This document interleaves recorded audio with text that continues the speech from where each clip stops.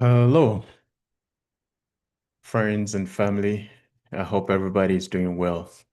This is going to be a quick one. I just want to bring this discussion to the table. I know it's unusual coming live at this time of the day, but this is going to be a quick one. Today is a beautiful day, and I hope everybody's enjoying the 4th of July. All right, the title of what we're going to be discussing today is flooding in Ghana, the true state of affairs, the true state of affairs. And I'm going to jump straight into three major points. The first one, I'm going to talk about the state of leadership in Ghana. And for that matter, Africa as a whole.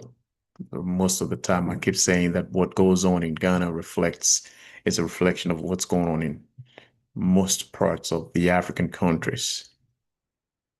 You see, we're not going to beat around the bush. As of now, I want to classify Ghana as a failed state. Yes, you heard me right. I'm classifying Ghana as a failed state. We have a leadership crisis. I don't know how you look at it, but we have a leadership crisis on our hands. It was sad when I heard the president talking about the problem resulting into the flooding, resulting to flooding the country, some parts of the country, especially Accra and some parts of Kumasi and some other areas as well. And I was really sad when I heard the president talking about engineering problem and indiscipline. That was when I knew that we're not going to be able to have a handle on this situation because we don't even know where the problem is, or we don't even understand the magnitude of the problem, or we don't even understand what actually is the problem, which is failed leadership. We have a leadership crisis on our hands. You see, for you to quickly jump to the conclusion that is a designing issue or a design issue tells me either the president has no clue of what the problem is, or he's just being political, which at this point, we don't need any of those two. At this point in time, we don't need anybody to be political or to be clueless of the issues going on. You see, indiscipline, what do you mean by indiscipline? When the president says what's going on in Ghana, the flooding is as a result of indiscipline. What do you mean by indiscipline? How do you even measure discipline? And for your information, no human being on earth, and I read my lips, no human being on earth is naturally disciplined. How do you even measure discipline? You measure discipline by law and the enforcement of law. That is how you measure discipline. So if you have a law and you have the enforcement of the law, that is where people become disciplined. If you take any country on earth, any country, why do you think they have laws and they have enforcement of laws? It is because they know people are not disciplined. People are not going to do the right thing by themselves. So the laws of the land is going to whip people in line, and the enforcement of the law is going to make people abide by the law. Sometimes you hit the 95 is close to where I live, or maybe you Route 17 or Route 1 or even Route 66. And you realize that everybody is overspeeding. everybody is over speeding until we see a cop who is the enforcement of the law. And then everybody begins to slow down into the speed limit. And the moment the cop leaves, we start speeding again. And I mean everybody, with no exception. Why? Because people are naturally going to push the envelope. And that is why we have leadership. We elect leaders to be able to make laws and enforce the laws and make sure the right thing is being done. So if the president comes to tell us that the problem is indiscipline, I don't get it. With all due respect, Mr. President, you're wrong. And you have no clue. Either you have no clue or you're just being political of the issue. And this is not the time we have to be political or we have to be clueless about the problems going on in Ghana, especially this flooding issue where tens of people are dead, about 38 or so people dead. This is not the time we have to be clueless or we got to be political about the issue. It is because leadership has failed. One, to design the drainage system. Two, to enforce the laws. We're talking about people building in waterways. If anything at all, if I have my permit to build and you break my building, I'm going to sue the government. Who gave me the permit to build? I don't care whether somebody knows the place is a Ramsar site, whether the place is waterlogged, whatever the place is. You don't give people the permit to build. And then you turn around and come back and tell me somebody is building in waterways. So you're going to break down their buildings. You're going to pay for it. I'm going to sue the heck out of the government, especially if I have my paperwork right. And so leadership has to be up and doing. You see, I'm not talking about leaders.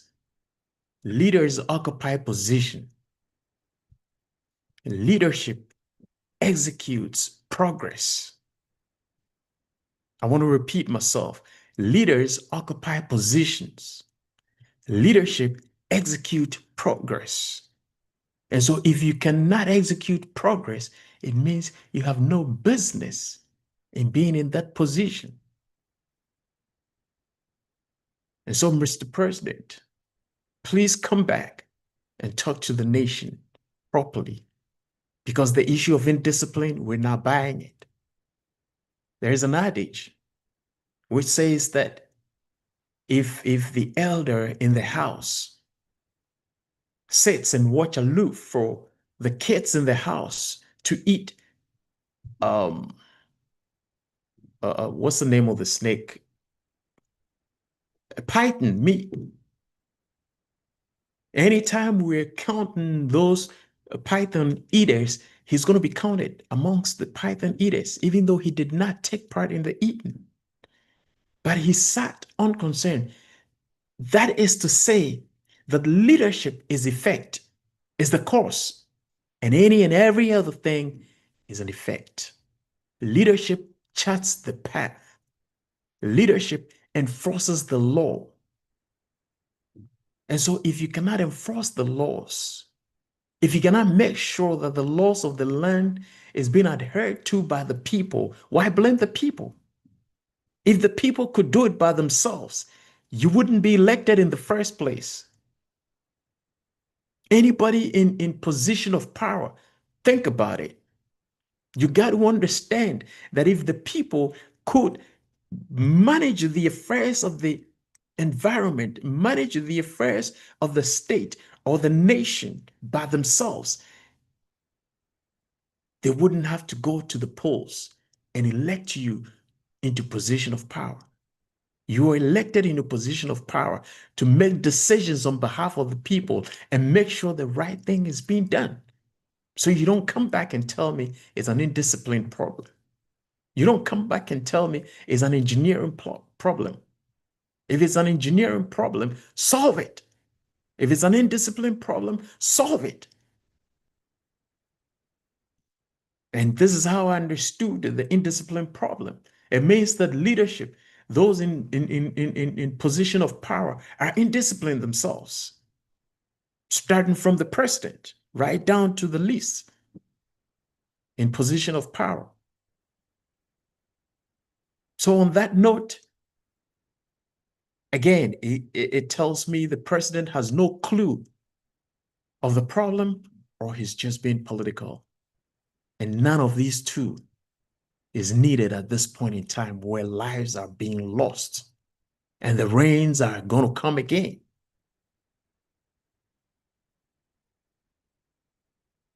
So please, please, let us begin to think forward. Leadership has to be purposeful. Leadership has to be planning. You plan. Leadership is planning. Leadership is purposeful. I'm not talking about leading. Leading is a verb, and any Tom, Dick, and Harry can lead. All you need is to influence a few bunch of people, and they're going to obey or listen to what you say. But leadership is a now. You got to become.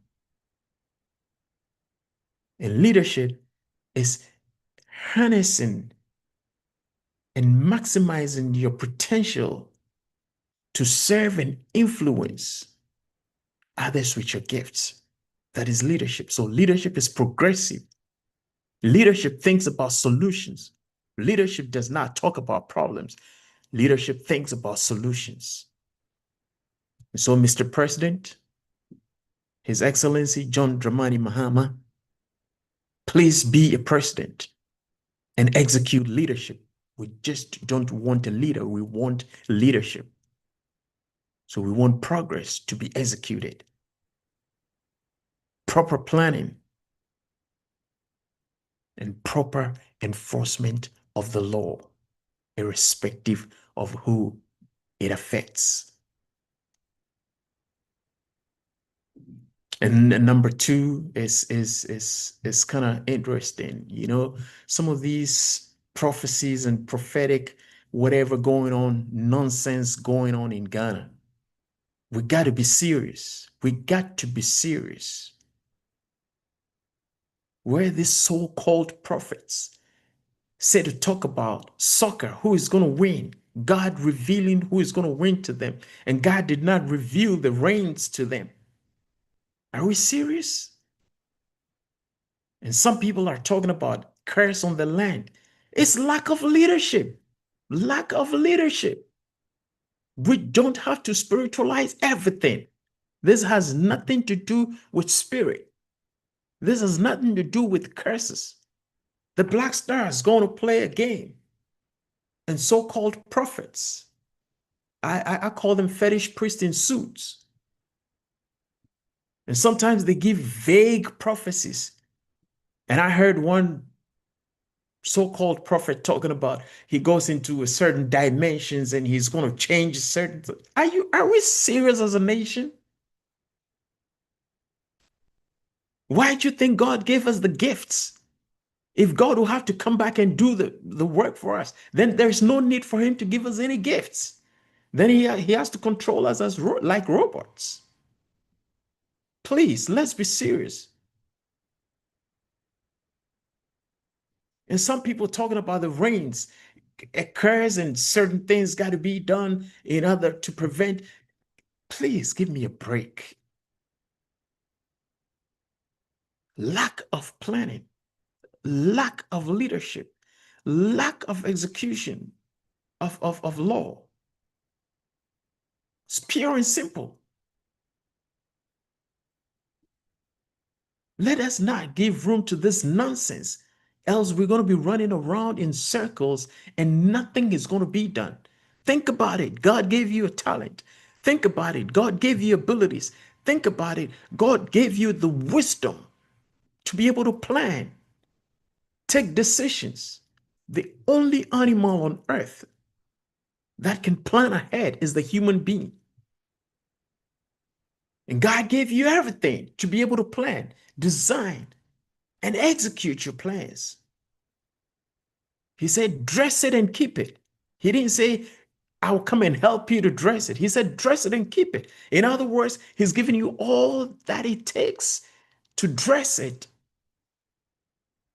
The so-called prophets, read your book, read the Bible, Genesis 1. When God created the human being, he told the human being, he put him in the garden and said, dress it and keep it. In other words, you have the ability, you have the knowledge, you have the wisdom, you have the know-how. I've given you all it takes, the gifts to be able to dress it and keep it. Adam never went back to God and said, how do I do this? Or how do I name this animal? As a matter of fact, Adam named all the animals. Go read your Bible well and stop that nonsense. And the last one is vigilantism. I saw a gentleman on YouTube trying to do well. I could tell that he has good intentions, but the execution was wrong. Telling people, if you see people dumping trash in gutters, if you can't beat them, if they don't listen to you, if you tell them to pick them up and they don't listen to you, beat them up. We are inciting lawlessness. If we're going to follow that path, it's going to be a jungle of war. One, we need to educate the people on sanitation. And two, we need to enforce the laws on sanitation. We got plenty of laws on our status books. We got plenty of them. And yet we're not enforcing them. So vigilantism is good. You find somebody doing something wrong. If you see something, say something. And you say something to the right authorities. You don't take the law in your hands to act and to do anything foolish. Yeah, the gentleman saw somebody dumping, I think, coconut husk into a drain. And he was a little violent with the guy just because the guy was not complying with what he wants the guy to do. Yes, the guy was doing what is wrong. Yes, it is good. You have good intentions to correct him. But if he refuses to listen to you, you call in the proper authorities to handle the issue. If we don't take care, the vigilantism is going to turn into something different, something we don't want, something we uncalled for. So we got to be careful. If we see something, say something, but to the authorities. If you can talk to the person politely to correct the issue, that's good. But if that is not going to work, alert the proper authorities. Don't take the law into your own hands. But this all boils down to lack of leadership. Ghana is becoming a failed state, or it is a failed state. And we have a leadership crisis on our hands. I want you to think about this. Thank you. Next time I'll come your way with a different topic. Thank you for paying attention and listening. My name is Nana Osei-Bonsu Jr. of Africa International Organization and CERTO Leadership International. Until I see you again, you have a blessed week. Bye-bye.